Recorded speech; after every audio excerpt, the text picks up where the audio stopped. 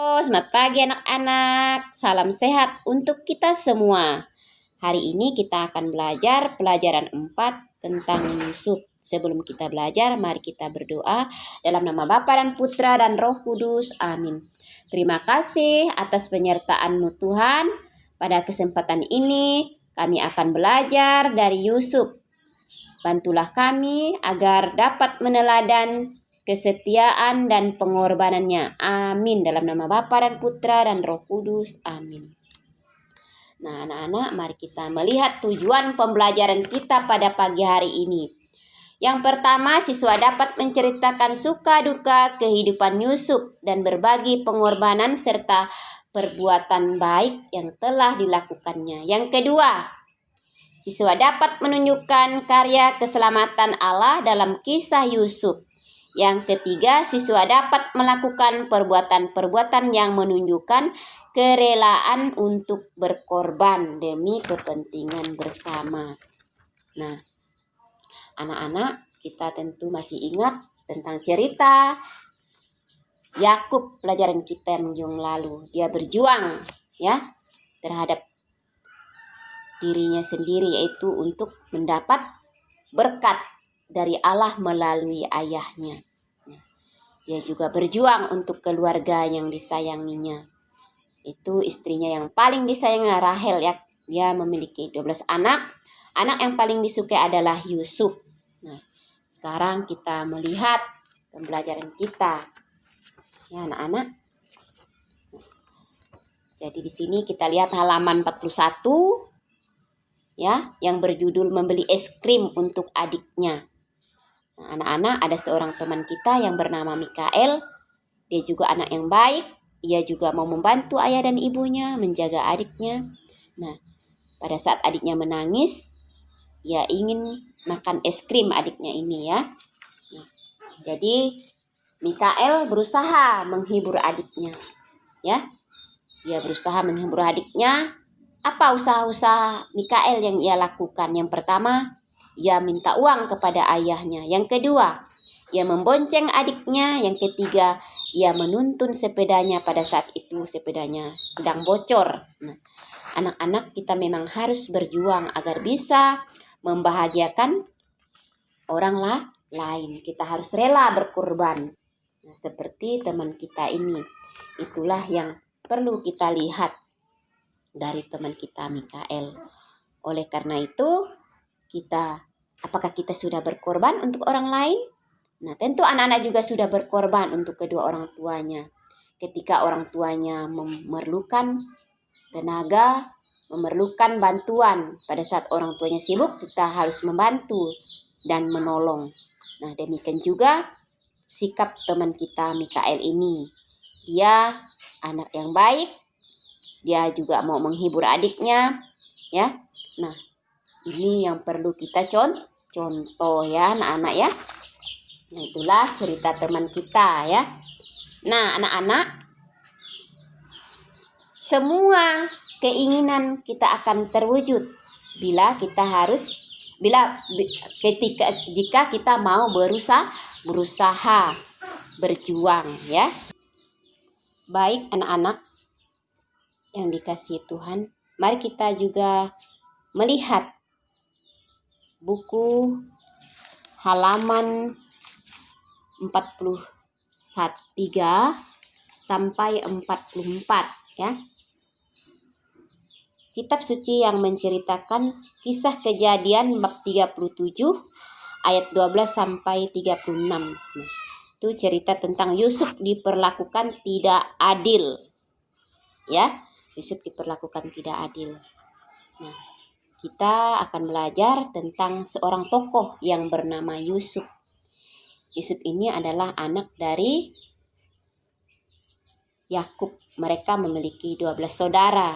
Nah, ya, kalian pasti masih ingat ke-12 saudara Yakub itu ada Ruben, ada Dan, ada Gad, Aser, dan lain sebagainya. Kalian pasti tahu dan sudah belajar minggu yang lalu. Sekarang kita melihat dan membaca sama-sama di halaman 43 dan 44. Anak-anak yang dikasih Tuhan, kita juga pasti pernah diperlakukan tidak adil dalam hidup kita, seperti yang dialami oleh Yusuf. Jadi semua orang pernah mengalami penderitaan, entah itu sakit, entah itu dijauhi teman, ya, entah itu kita mengalami sulit belajar, ya. Nah, entah itu kita juga mengalami suatu bencana, ya, entah itu bencana kebakaran, misalnya banjir. Nah, itu yang pernah kita alami dalam hidup kita, ya. Nah, pernahkah kalian berkorban? Nah, anak-anak, kita tentu belajar dari pengalaman tokoh yang mengalami penderitaan dan pengorbanan dalam hidupnya, yaitu tentang Yusuf ini, ya. Yusuf adalah anak yang paling dikasihi oleh Yakub dari ke-12 bersaudara. Nah, mengapa demikian? Dari ke-12 anak Yakub, ia yang paling disayangi. Nah, karena Yusuf adalah anak yang baik, anak yang tampan, ya. Dia juga mengikuti sikap dari ibunya Rahel, ya. Maka Yakub sangat menyayanginya. Nah, jadi Yakub juga sangat sayang kepada Rahel, istrinya yang sangat baik dan cantik. Pada saat itu Rahel meninggal setelah melahirkan Benyamin, adiknya Yusuf. Sikap yang baik inilah yang Yakub inginkan dari anaknya Yusuf ini. Maka dia sangat menyayangi. Oleh karena itu, Yusuf diperlakukan paling istimewa dari 12 saudaranya ini, ya. Nah, jadi sikap Bapak Yakub ini juga membuat saudara-saudara Yusuf menjadi iri hati dan benci terhadap Yusuf. Benci terhadap Yusuf, dia diberi jubah oleh ayahnya, nah, Yakub. Sedangkan yang lain tidak diberikan apa-apa. Nah, anak-anak, Yusuf juga mempunyai kisah, ya, atau cerita dalam sebuah mimpinya, lalu ia menceritakannya kepada saudara-saudaranya, ya. Yang pertama, ya, dia ceritakan sedang bekerja di ladang mengikat berkas-berkas gandum, ya. Ada 11 ikat gandum yang menunduk pada gandum Yusuf. Nah, yang kedua, ada matahari dan 12 bintang mengelilingi Yusuf. Dari ke-12 bintang itu, ada 11 bintang tunduk kepada bintang yang paling tengah, yaitu Yusuf, bintang Yusuf.